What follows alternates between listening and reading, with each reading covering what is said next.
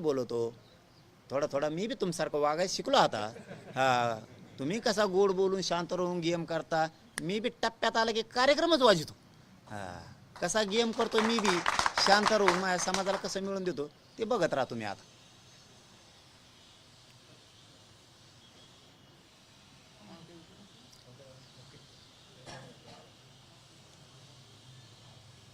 पाटील साहेब एकोणतीस ऑगस्ट जाहीर करून टाकले. सध्या पाकिस्तान भारताच्या युद्धाची परिस्थिती आहे. तुम्ही याच्याकडे कसं बघता? नाही, मग युद्ध आत्ता होणार आहे. 29 ऑगस्ट लय लांब आहे आणखी. त्या हल्ल्याचा तर निषेध आहे. ही असली ना, हा बघ आपलं कसं आहे सरळ आहे आणि यांना लागत आहेत मग मिरच्या. येणी त्या हल्ल्याचा तर निषेध आहे. येणी असल्या अगोदर ती कपाकप मारून टाकायला पाहिजे ना. नुसतेच दाखी देत इतकं लांब हत्यारे आणि ते त्याच्यावर पडत इतकं लांब जळतं आणि ते विमान असं वाकडं पळतं आणि मग ते खाली पडतं इतके मरत येत. टाका ना त्या गोडांमध्ये नेऊन खापा खापा सगळे मरून देईल तिकडे. 7.5 दलिंदर होऊन राखतींची काय ठुले ते गोडानं सांभाळून. ह्यो बॉम्ब आहे त्यो बॉम्ब आहे आणि बघायला मिळाणार. नुसत्या गाड्या दाखी देत, नुसत्या गाड्या दाखी देत आणि लांब लांब हत्तीर आणि ते नुसते मिरी देत अशी. नुसते कुणाला भेट देता तुम्ही? द्याने एकदा टाकून ते पुरे. काय करायचे असले खानदानी हे असली पायदा सांभाळू. आयला नाव तरी चांगलं निघा ना. सगळा देश तुमच्या सोबत आहे ना, धर्मासाठी आणि देशासाठी. कोण तुमच्या मागं नाही. सगळे ते नुसते बैठा का आजच्या रातची ही झाली, दुसरीची सगळी ती झाली. आमका गैरहजर होता म्हणून तो थांबला. तर तमाखू चोळीत होता तिकडे. ते ए गचपणे तुमचे. अरे एवढ्या मोठे गोळे द्या ना कापाकप फेकून. काय ठुले ते दुसरी विकत घेता येते परत. आम्ही वर्गणी करतो पैसे कमी पडले. नाही केले 2 बापाची वर्गणी जर नाही केले तर आम्ही 1 रुपया कमी पडू दे. द्या एकदा आहे तेवढं टाकून ते दुसरं नवीन आणून आपण ते जायचं कुजून त्याला लागायचं भुंगेन. तिकडे गेल्यावर नाही फुटल्यावर ते मग काय करायचं? टाका खापाखप ते ठेवू नका दाखायला नुसते. आम्ही सगळे सोबत येत तुमच्या. असले नाही ठेवायला पाहिजे ते. उगा नुसतं बडबड करून नाही चालत बघ. एखादी बार कणखर वागायला लागतं. आता आम्ही कशी डिसिजन घेतलं कणखर 29 ऑगस्टला आरक्षण घेतल्याशिवाय माघारीच येत नाही. हा, नाही तुम्हाला मुंबईत मग आता कळन. तुम्हाला आता बोलत नाही मी काही. मुंबईत काय आहे मग कसं असतं ते तुम्हाला आता कळन मुंबईत गेल्यावर काय होतं. कारण ज्यांना यायचं आहे त्यांनाही सांगितलं आहे की तुम्हाला 15-20 दिवसाची तयारीने यायचं आहे. मग पाऊस असणार आहे आणि नुसतं वाटलं वापस आले तरी लय झालं. मला फक्त आशीर्वाद द्यायला 1 दिवस 28ला मी सगळं करतो. आरक्षणाला काय होत नाही. जे बरळ येतात ना काय मराठीवर टेन्शन घेऊ नका. तुमचे लेकराला आरक्षण मिळालं न मिळणारं 70 वर्षातलं न मिळणारं आरक्षण मिळालं आहे तुमच्या लेकराला. हां, तुम्हाला आता कायमचे हॉस्टेलही होणार आहेत. टेन्शन घेऊ नका. हां, कायमचे आयुष्यभर पिढ्यानपारासाठी उभा लेकीबाळीसाठी विद्यार्थ्यांसाठी पोरापोरींसाठी ते उभा करून द्यायचे. 1 रुपया बी लागला नाही पाहिजे. तालुक्यात पाणीही शेतकऱ्यांना मिळणार आहे. मालाला भावही मिळणार आहे. मला फक्त एक टप्प्यात जाऊन द्या. धनगराला बी कसं काय आरक्षण मिळत नाही ते बी बघतो आणि मुसलमानाला बी कसं मिळत नाही तेही मी बघतो. तुम्ही काय काळजी करू नका. एकदा आपण बोललो ना बोल. आपण विरोध करायसाठी नाही आंदोलन करीत. ते काहीला नाद असतो. जातीत भांडणं लावून द्यायचे, मोघम आंदोलन करायचे. तू बघ ना तिकडं देवारा की झाला आहे ते मागणं आरक्षण. ते मागावं त्या गोरगरीब बिचाराला मिळून द्यावा. फडणवीस साहेब किती दिवस झाले धनगराची पहिली कॅबिनेट घेतो म्हणली होती तुम्ही एसटी आरक्षणाची. दिलं का त्या बिचारा गोरगरिबांना? संभळीत असते ना मेंढ्या जनावरं डोंगर दऱ्यात कामं करीत असते. ऊस तोडीत असते ना. थोडीफार तर लाज असली पाहिजे राव. 4 जणाला गोड बोलायचं नेत्याला नुसतं आणि आमच्या अंगावर सोडून द्यायचं. एवढं जमतं का फडणवीस साहेब तुम्हाला? त्यांच्या महामंडळाचं काय? त्या टायमाला नुसत्या घोषणा लाडकी बहीण महामंडळ ह्या जाती घेतल्या त्या जाती घेतल्या. शेतकऱ्याची कर्जमाफी केलं का काय? किती हाल केले लोकांचे. मिळू द्या गोरगरिबांना. जर आरक्षण मिळालं तर त्यांचं तरी कल्याण होईल ना. नुसतं आम्हाला सांगून देता आणि तुम्ही मोकळे होता.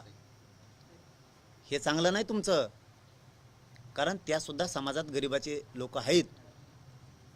फडणवीस साहेब तुम्ही त्यांच्या काही नेत्यांचा राजकारणासाठी मराठ्यात आणि ओबीसीत फूट पडण्यासाठी वापर करायचा बंद करा. नेत्यांनी सुद्धा समजून घ्या. आपली जात बघा. त्यांना मिळून देण्यासाठी काम करा. आम्हाला कुठं विरोध करीत बसता आणि आम्हाला विरोध केला नाही मागं सरकारणार आहेत का? आम्ही एकटेच 50-55% आहेत. काही होत नाही कोणाचं. 29 ऑगस्ट आता चलो मुंबई.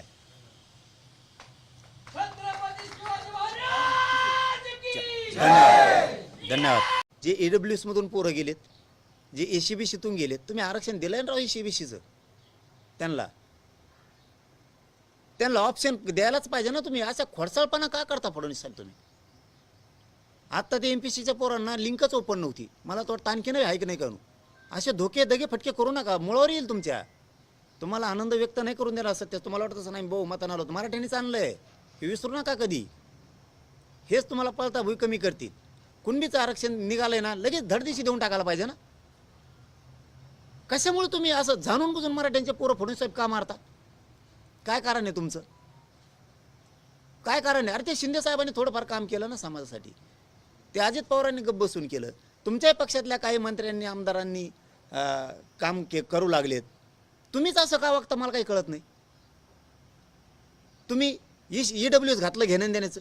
बरं ठीक आहे, आता EWS मधून ज्यांनी ॲडमिशन घेतलेत नोकऱ्या लागले त्यांना तसंच ठेवा ना.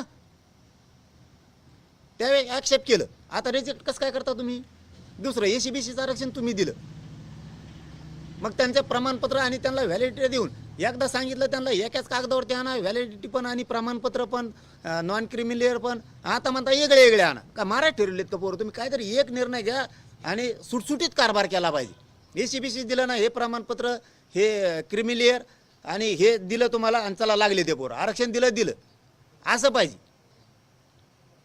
असं गुळमुळीत नाही ठेवलं पाहिजे कधीच, असं संकटात नाही ठेवलं पाहिजे लोकांना. ACBC सुद्धा सुटसुटीत करा. सारथी दिली, त्या पोरांना काही ना व्हॅलिडिटीच नाही, सॉरी PhDला त्यांना शिष्यवृत्तीच नाही. बरोबर करे? हे आताच लय मोठे लफडं आलं इथं. हेच नाही आहे.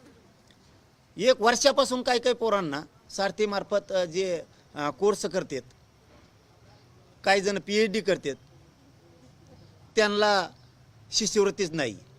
निंबाळकर साहेबांनी त्या दिवशी सांगितलं की 150 कोटी होते, त्यातले 30% वापस गेले, तेही आपण रिटर्न आणले. तुम्हाला 427 कोटीची मंजुरी सरकारला द्यायला सांगतोय.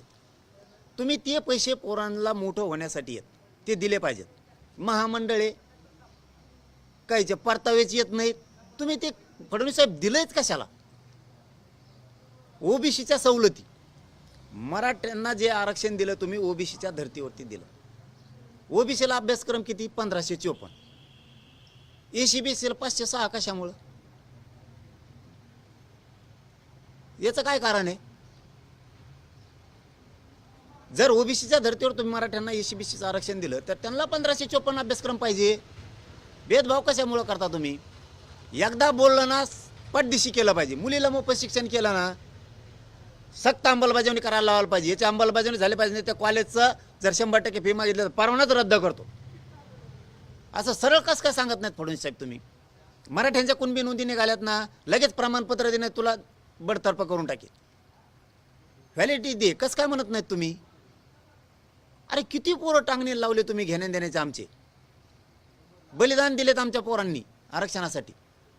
फडणवीस साहेब कशामुळे तुम्ही त्यांचे निधी रोखून धरले? 10 लाख रुपये आणि नोकऱ्या कशामुळे रोखल्या? काय उत्तर यायचं? काय कारण आहे तुमचं रोखून धरायचं?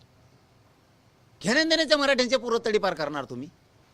सत्ता जात असती फडणवीस साहेब, माणसाच्या डोक्यात एकदा जर खुन्नस बसली ना, बदले घेत असतात म्हणून सत्ता बदलल्यावर, आणि हे बदलत असतं. तुम्हाला स्वप्नात वाटलं नव्हतं काँग्रेसची सत्ता पलटल. 40-50 वर्ष राज्य केलं त्यांनी, पलटली तुमची आली. तुम्ही तसं गर्वात वागू नका. त्यांची पलटली, तुमची सुद्धा पलटत असती. आणि लय खुन्नशीनं वागलं ना तर लोक सत्ता पलटल्यावर बदला घेत असतात. तुम्ही आमच्याशी खुन्नशीनं आकाशानं वागू नका फडणवीस साहेब, तुम्हाला सरळ सांगतो. तुम्ही गॅजेटियर केसेस आणि मराठा आणि कुणबी एक हे याचे अध्यादेश तातडीनं काढा. एकही गॅजेटियर आता ठेवू नका. आणि नोंदी सापडलेले प्रमाणपत्र तातडीने द्यायला सुरुवात करा. व्हॅलिडिटीसुद्धा तातडीनं द्यायला सुरुवात करा, ही माझी विनंती आहे. आता नसता 28 ऑगस्टपर्यंत जर हे सगळा तुकडा नाही पडला, आता प्रमाणपत्र जेवढे नोंदी निघाले ते तातडीनं, हे 7 जूनपासून 6 जूनपासून ॲडमिशन सुरू होते, त्याच्या आत सगळ्या व्हॅलिडिट्या पाहिजेत आम्हाला. 58 लाखचे 58 लाख पुऱ्याची पुऱ्या, एकही राहता कामा नाही. व्हॅलिडिटी सांगतो तुम्हाला, प्रमाणपत्र तर द्याच, पण व्हॅलिडिटी सुद्धा राहिली नाही पाहिजे, ते पण ह्या 6 जूनच्या आत. आणि गॅजेटियर सुद्धा ह्या 6 जूनच्या आतच लावा, जेणेकरून आता ॲडमिशन आणि भरत्या सुरू होत्या आणि त्याच्यात आमच्या पोरांना फायदा घेता येईल, कारण ते आमच्या हक्काचं आहे. ते नाकारू नका, कुणाचा दबाव आहे म्हणून नाकारू नका. उदाहरणार्थ आमची जमीन सापडली 5 एकर, ती आम्हाला कसं काय देणार नाहीत तुम्ही? तसे आमच्या कुणबी नोंदी सापडल्यात, कुणी विरोध जरी केला तरी पण आमचा हक्काचं आम्हाला द्या, ते रोखू नका. धन्यवाद. तुम्हाला काय विचारायचं आहे का? मुंबईला जाण्यासाठी या ठिकाणाहून 28 तारखेला निघणार आहे, तर नेमकं कसं जाणार आहे? कसं तुमचं गेल्या वेळेचा सारखा पायी प्रवास असणार आहे की वाहनानं जाणार आहे, की नेमकं कसं असणार आहे? तिथे किती तारखेला पोहोचणार आणि कोणत्या